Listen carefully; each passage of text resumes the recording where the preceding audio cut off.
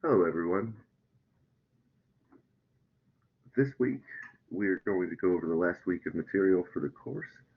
Next week, you'll take your final test and submit your project. And so, if you have any questions about those things, please let me know.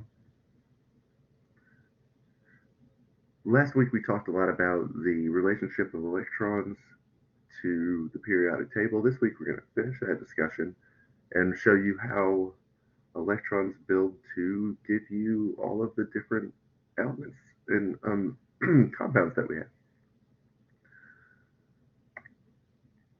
So first we want to talk about the shells and the subshells inside of an atom. In the most advanced way that we understand electrons exist as clouds around the nucleus of atoms in particular regions of space. Each electron fills a particular cloud region close to the nucleus and then builds outwards. It gets further and further from the nucleus. Like we can still use Newton's model of gravity from the 1600s to talk about how planets move.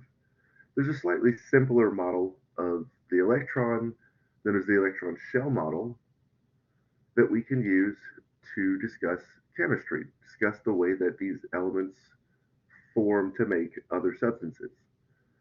When we talk about the electron shell model, there's a few things that we have to consider. Electrons are considered to fill shells around the nucleus rather than cloud areas. It's just filling shells around the nucleus. There are 7 shells that are identified by numbers, and there are subshells within each one that are identified by letters.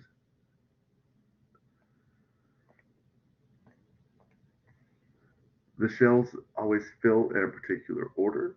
This has to do with the way that electrons spin. I believe it's covered in chapter 9 in this textbook. But they always fill up in a particular order, leaving the upper shell unfilled. That's going to be the part that we're always interested in. And the number of electrons in the upper shell determines how the atoms will behave chemically. It determines how they're going to interact with other elements. And so we can take a slightly different look at the shell model. Each subshell corresponds with a particular number of electrons. Here you have the number for the shell, 1, 2, 3, 4. And this picture is just showing the energy level of each of the shells. So this is 1s, 2s, 2p, so on, 3s. And you see those listed over here. I stopped when I got to about 6. And you'll see why here in just a second. Now, it looks like it might be a challenge to remember the order of these different things. Notice that all of the s orbitals have 2 electrons. All of the p orbitals have 6 electrons. D has 10. And then F has 14.